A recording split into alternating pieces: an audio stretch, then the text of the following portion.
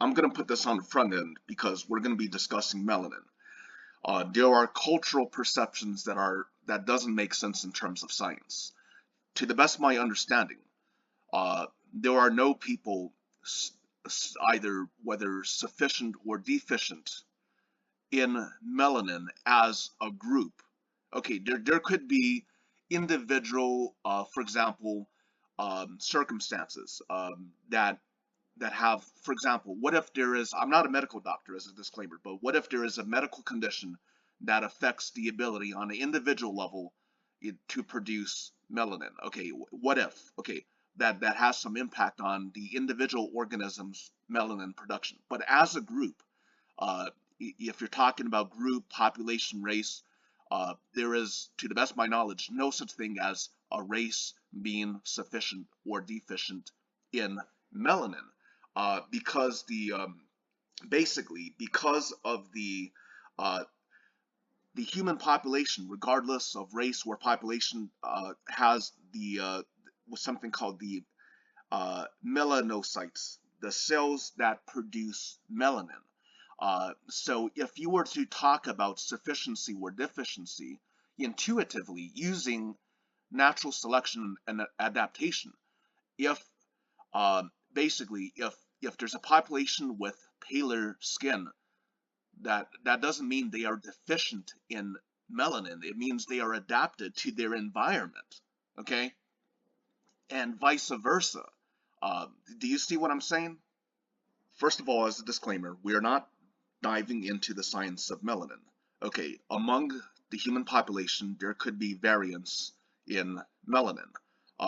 Is that to say that the Northern European, or persons with lighter shades of skin are not melanated individuals? Melanated individuals, I think that is a cultural term.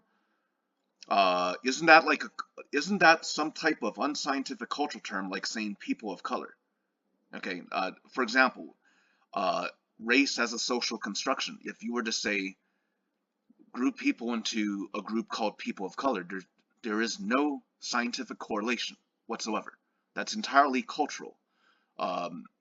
So the variance in terms of melanin has to be understood scientifically. So I've heard people talk about, basically this idea. Okay, yeah, I've heard this on like the likes of YouTube talking about how basically one group of people is deficient in melanin or something. Okay, I'm just referring to discussions I've heard to basically to get to the roots of the issue and to debunk nonsense as it relates to melanin. Basically, I don't think there's one group of people that are sufficient or deficient, but there's historic adaptations to the environment. Historic adaptations. Nothing else. No race superiority. None of that. Yes, so when you understand natural selection, right? Yeah, if you say a subset of the human population is less melanated, does it mean, could you argue that Northern Europeans are deficient in melanin? See, I'm not a doctor, but okay, I'm just conjecturing based on evolution. I would say no, because the human populations where they reside, they are adapted historically to the environment. If a population has less melanin, paler skin, that's because they are properly adapted to the environment. They are not deficient. There's nobody sufficient or deficient. If there is sufficiency or deficiency, that would be based upon the environment, where an adaptation, I'm not talking about melanin, but as a generic concept, something adaptive in one environment might not be so adaptive in yet another environment. Okay, adaptations to the environment, or differences of melanin does not mean sufficiency, deficiency in any type of racialistic context, folks. Before we get into Japan sociology, and other aspects. Basically, theories that are outside of science wouldn't make sense, because let's just take certain fringe theories about melanin. And again, as a disclaimer, melanin notwithstanding, basically followed the correct guidance as it relates to protecting oneself against the deleterious effects of the sun. For example, sunscreen, sunblock, follow the best guidance. The things such as skin cancer, that's real. Okay, but what I want to move on to is the concept of melanin theories. Okay, so if there is a theory about melanin, and if for example, um, among the subsets of melanated people, I think, is that like a cultural term? Okay, if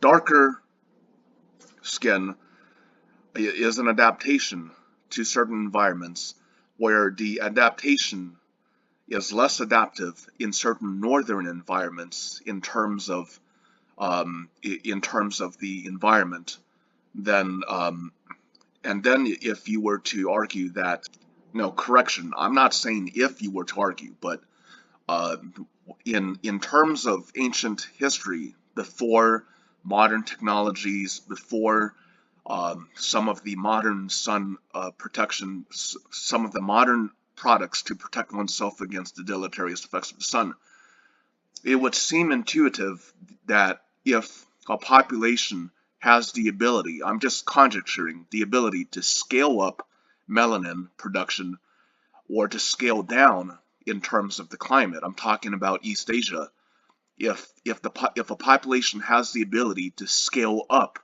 the production of melanin, or to scale down where basically the outward appearance, okay, skin tone superficially appears paler, given more certain northern environments, and then in certain environments, basically melanin production scales up.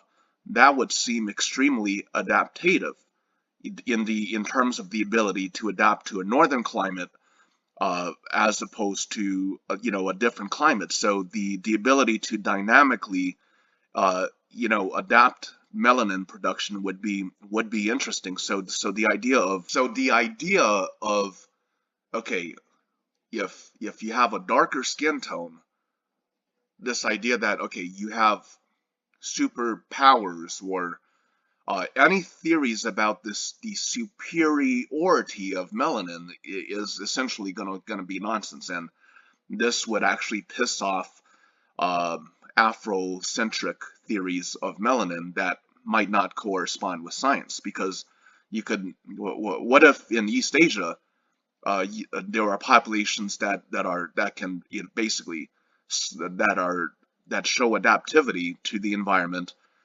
where basically melanin uh, in terms of the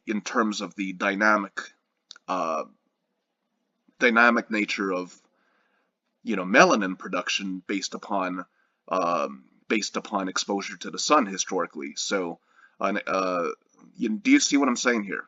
This is where we're going to try to get a little more sciencey. Okay, what I have observed in East Asia when I was there, and I find it extremely, culturally, I find it odd as an outsider. Okay, again, I'm not criticizing basically protection against the harmful radiation of the sun.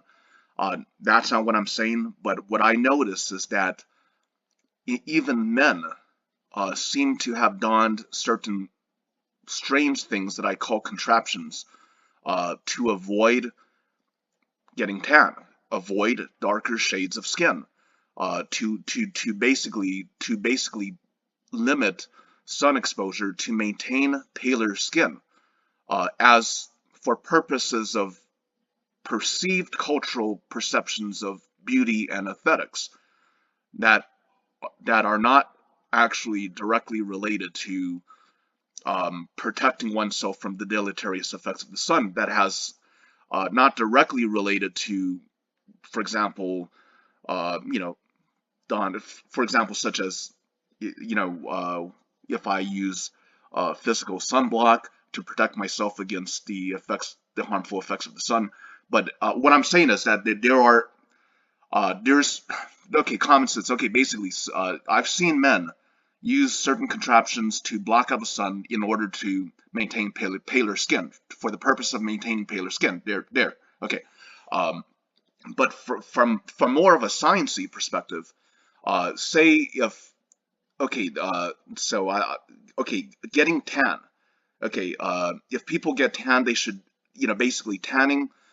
I'm not talking about. I'm just talking about natural tanning. Basically, again, follow the correct advice in terms of protection against the sun. If, for example, East Asian population, okay, upon natural certain population, okay, so if I were to, okay, if some dude, without using those contraptions, whatever, if you tend to get very dark tan with exposure to sunlight and always follow safe practices, that seems to be natural adaptation. Because okay, so if within a subset of the East Asian population, exposure to the sun results in a significant, in a powerful response to melanin, to me that's people shouldn't shun that adaptation. Basically, that seems to be a very important adaptation, the ability to produce melanin, to have a response to melanin, uh, you know, as opposed to difficulty with producing melanin or having a strong response of melanin. So basically, I'm not. So basically, if you go back in history, right? So if theoretically, if a subset of the East Asian population can scale up that melanin, whereas in Western Europe, if there's a harder time, in an age before technology, it seems intuitive that melanin is adaptive. Uh, but what I'm criticizing here, if you are if you hold a fringe Afrocentric theory of melanin, melanin doesn't make anybody superior. Okay, what if think about how ridiculous this would be. Okay, if the East Asian can scale up melanin production better than a subset of the European population, or able to adapt to North and South, where basically skin tones as a result of melanin become light, very light, or can become also very dark. Uh, if you were to argue that any dynamic ability, any dynamic appearances, this must mean, okay, if you were to use this to formulate some bizarre theory of racial superiority based on melanin in East Asia, this would be absurd. So melanin, darker skin tones, lighter skin tones, has to be viewed scientifically. There's nothing conferring racial superiority to the East Asian, to the African, to the European. People need to jettison any theories about melanin. That simply doesn't exist. It's just, folks, it's just an adaptation in the human population. This is basically, if there are differences of melanin in the human population, that's by natural processes of geography and circumstance and the environment. It doesn't confer any type of superiority to anyone, folks.